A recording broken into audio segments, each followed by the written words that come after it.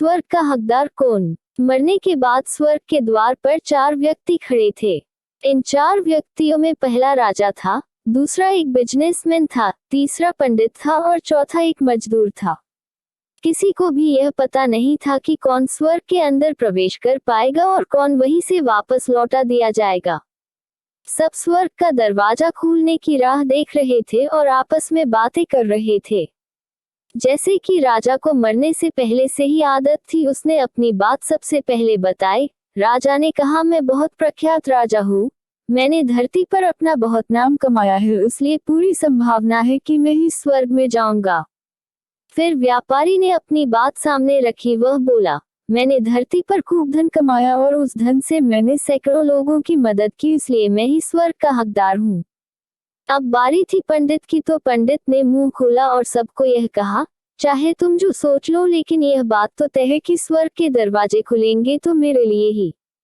सब जानते हैं कि पंडित दिन रात भगवान को याद करते हैं, इसलिए स्वाभाविक है कि स्वर्ग में पंडित का स्वागत किया जाए।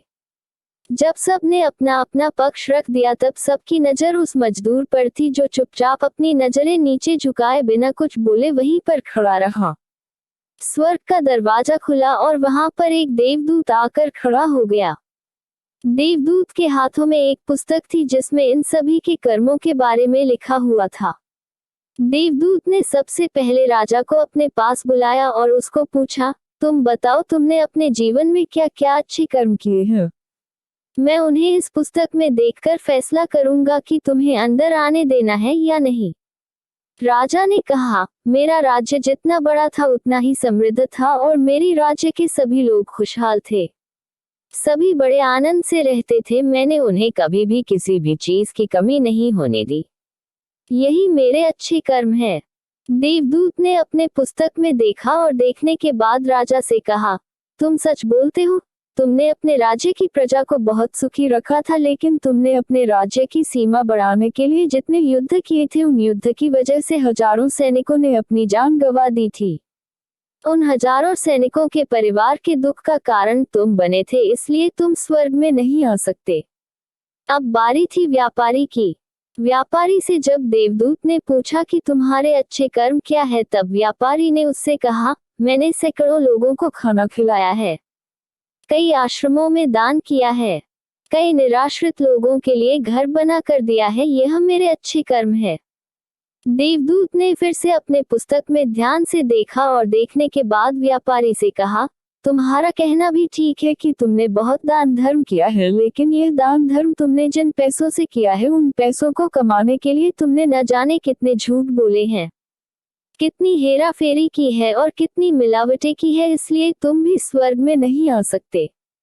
जब पंडित से यही सवाल किया गया तो पंडित ने बड़े ही आत्मविश्वास के साथ कहा, मैंने अनगिनत लोगों को ज्ञान दिया है, हजारों यज्ञ और पूजाएं की है और दिन रात भगवान का जाप किया है, इससे अच्छे कर्म और क्या ही हो सकते हैं। देवदूत ने अपनी पुस्तक के अंदर झांक कर देखा और पंडित से कहा, आपने जितने भी लोगों को जो भी ज्ञान दिया है, उन बातों पर खुद कभी अमल नहीं किया।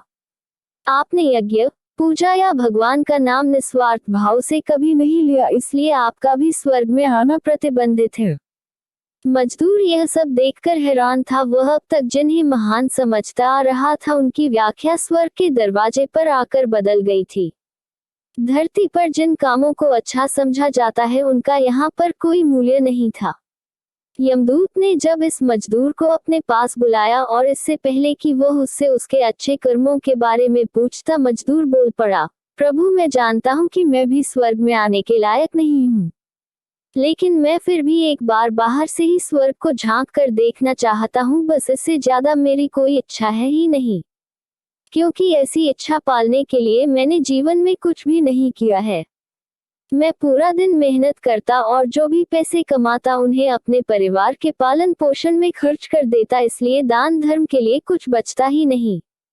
लोगों की भला मैं क्या सेवा करता, क्योंकि काम के बाद जो थोड़ा सा समय मिलता उसको अपने ही बूढ़े माँ बाप की सेवा में बिता देता, और यह सब करने के बाद मैं कभी कभी मंदिर भी चला जाता और भगवान से जैसा भी मुझे दिया है उस जीवन के लिए धन्यवाद कहता। देवदूत ने अपनी पुस्तक में बड़े ध्यान से देखा और थोड़ी देर देखते ही रहा। फिर उसने मजदूर से पूछा कि तुम याद करके बताओ, तुमने कभी तो कोई अच्छा काम किया होगा।